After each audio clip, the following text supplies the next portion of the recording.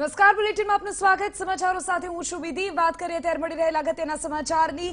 ખોડલધામના મહિલા સમિતિના પ્રમુખ સહિત મહિલા કન્વીનર્સે આપ્યા છે રાજીનામા। નવરાત્રીના રાસોત્સવના વિવાદને લઈને રાજીનામા। આપને જણાવી કે પરેશ ગજેરાના રાજીનામા બાદ અને આ તમામ રાજીનામાઓના સમાચાર બાદ રાજકારણ ગરમાયું।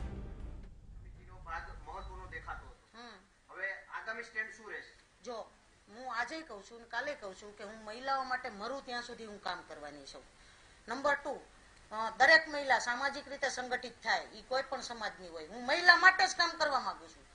દરેક મહિલા સંગઠિત થાય, દરેક મહિલા એના ઘરમાં આર્થિક ઉપાર્જન કરતી થાય અને દરેક મહિલા રાજકીય હેતુનો હિસ્સો બને। આ મારો આજે હેતુ છે, પહેલો હેતુ અને કાલે હશે।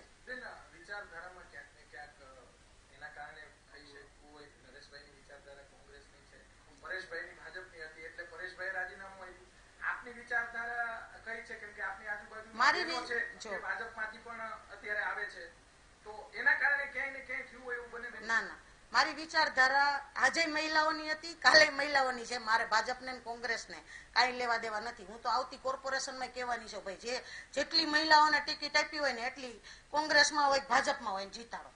બેન, કદાચ નરેશભાઈને ઓફર કરવામાં આવે, રાજકારણી આવે તો તમે વધાવશો?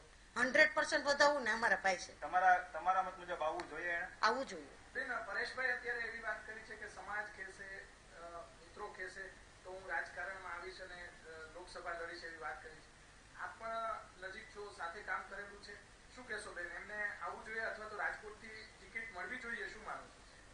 જે લોકો લીડરશિપના ગુણ ધરાવતા હોય અને જેને જે ફિલ્ડમાં લીડરશિપ ગમતી હોય ને એને કામ કરવું જ જોઈએ અને એવા લોકોને સપોર્ટ કરવા માટે અમે કાયમ બેઠા છીએ। નરેશભાઈ આવે તોય સપોર્ટ કરી અને પરેશભાઈ આવે તોય સપોર્ટ કરી। લીડરશિપના ગુણ કોનામાં, નરેશભાઈમાં કે પરેશભાઈમાં?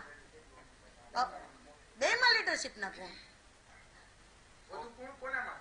એવું હું ન કહી શકું, એનો જવાબ હું ન આપી શકું।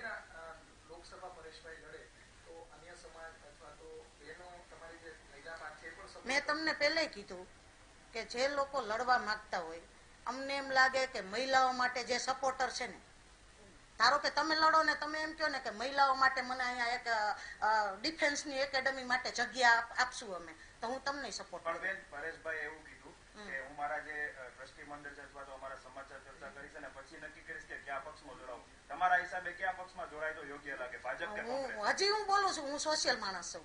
ભાજપને કોંગ્રેસને મારે લેવા દેવા નથી। હું તમને એ જ કહું છું કે તમે આપમાંથી જોડાવ ને, તમે સારા માણસ હોય અને તમે મહિલા માટે કાંઈ પણ કરવા રેડી હોય ને તો હું તમારી સાથે હોઉં। તમે સમજી ગયા? મારો એક જ મુદ્દો છે, મહિલા।